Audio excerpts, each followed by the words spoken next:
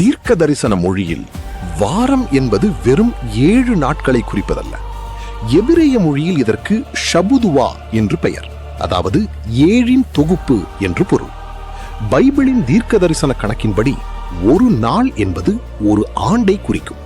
அப்படியானால் 70 வாரங்கள் என்பது 70 பெருக்கல் 7, அதாவது மொத்தம் 490 ஆண்டுகள். தேவன் யூத ஜனங்களுக்காகவும் எருசலேம் நகரத்திற்காகவும் சரியாக 490 ஆண்டுகளை குறித்து வைத்திருக்கிறார். இந்த 490 ஆண்டுகளுக்குள் 6 முக்கியமான காரியங்கள் நடந்து முடிய வேண்டும். மீறுதல் நிறுத்தப்பட வேண்டும், பாவம் ஒழிய வேண்டும், அக்கிரமம் நிவர்த்தியாக வேண்டும், நித்திய நீதி வர வேண்டும், தரிசனமும் தீர்க்க தரிசனமும் முத்திரிக்கப்பட வேண்டும், மகா பரிசுத்தம் உள்ளவருக்கு அபிஷேகம் செய்யப்பட வேண்டும். இந்த 490 ஆண்டுகளை வானதூதன் 3 பிரிவுகளாக பிரிக்கிறார். 7 வாரங்கள், 62 வாரங்கள் மற்றும் கடைசி ஒரு வாரம். சரி, இந்த 490 ஆண்டுகளுக்கான கவுண்டவுன் எப்போது தொடங்கியது? தானியேல் 9:25 தெளிவாக சொல்கிறது. எருசலேமை திரும்ப எடுப்பித்து கட்டுகிறதற்கான கட்டளை வெளிப்படும் காலம் முதல். வரலாற்று ஆதாரங்களின்படி பெர்சிய ராஜாவான அர்தசஷ்டா நெகேமியாவின் காலத்தில் கிமு 445ஆம் ஆண்டு நிசான் மாதம் 1 தேதியில் எருசலேமின் மதில்களை கட்டும்படி ஒரு அதிகாரப்பூர்வ கட்டளையை பிறப்பித்தார்.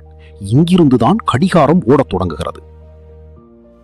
முதல் பகுதி 7 வாரங்கள், அதாவது 49 ஆண்டுகள்.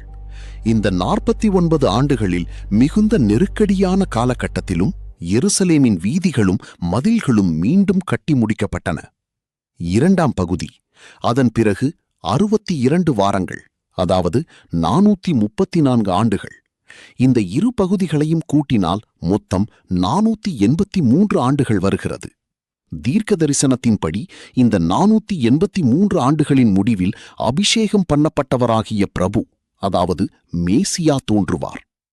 இப்போது உலக வரலாற்றையும் பைபிள் காலகட்டத்தையும் கணக்கிட்டு பார்த்தால் கிமு 445 பைபிள் தீர்க்க தரிசன ஆண்டான 360 நாட்களை கொண்டு கணக்கிட்டால் சரியாக கிபி 32ஆம் ஆண்டு இயேசு கிறிஸ்து எருசலேம் நகருக்குள் ராஜாவாக நுழைந்த அந்த குருத்தோலை ஞாயிறு நாளில் இந்த 483 ஆண்டுகள் மிக துல்லியமாக நிறைவடைந்தன.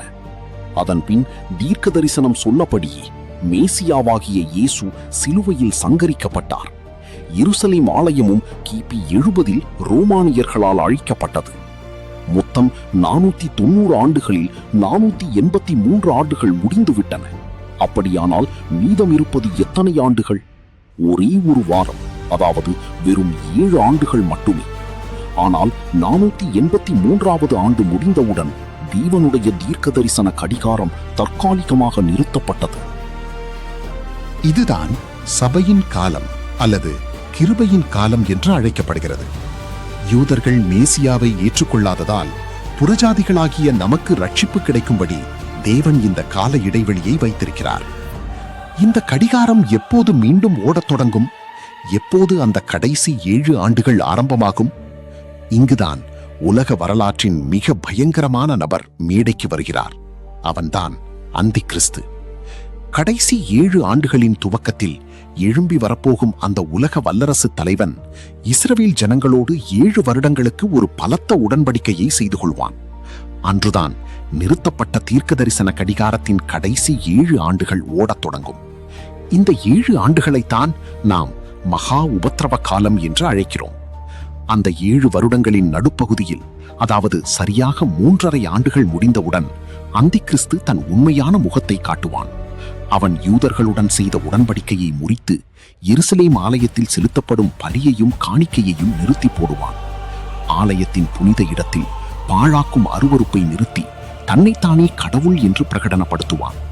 அதன் பிறகு வரக்கூடிய அடுத்த 3½ ஆண்டுகள் இந்த உலகம் இதுவரை கண்டிராத பயங்கரமான உபத்திரவங்களை சந்திக்கும்.